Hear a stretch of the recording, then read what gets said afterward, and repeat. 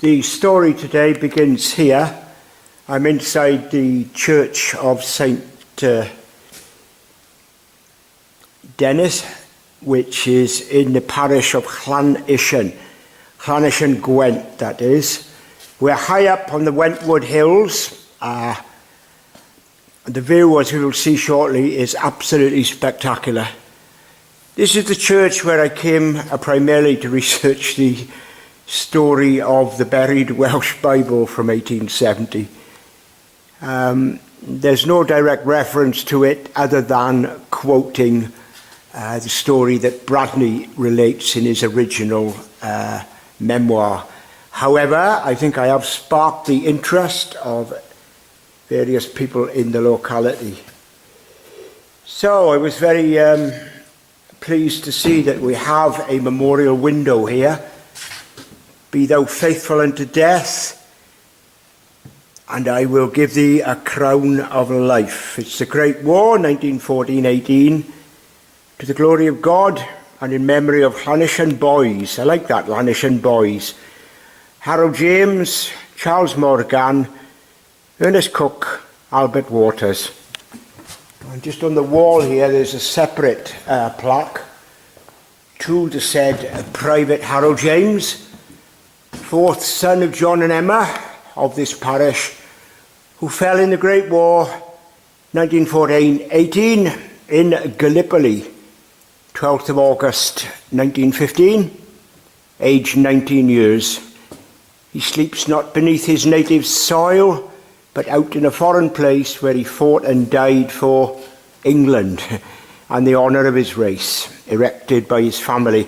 Right, we're now going to leave the interior of the church and see what I think is one of the most spectacular and wonderful vistas in the whole, certainly of Gwent and possibly Wales. Right, we're looking here due southwest.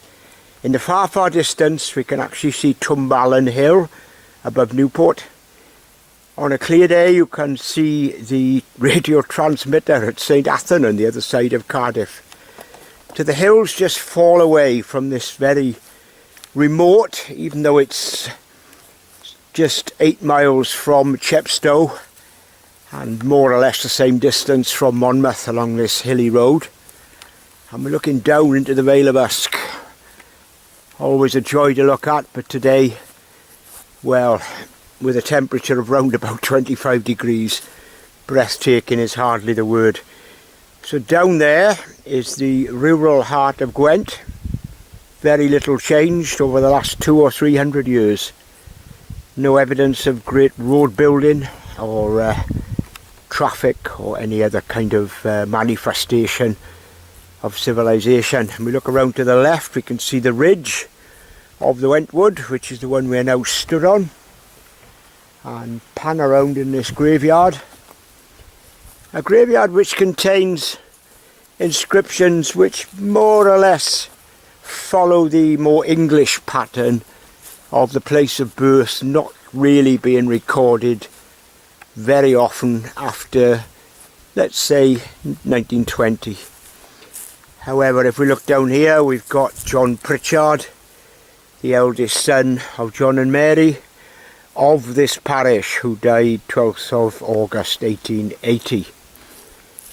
And here is the church, erected in the middle of the 19th century, but originally placed here possibly as far back as the 6th or 7th century.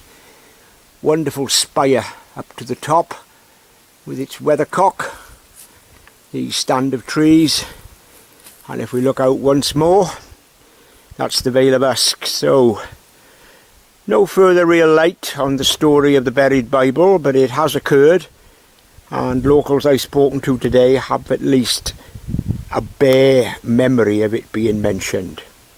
It's the 4th of August 2018, Llanishen, Gwent.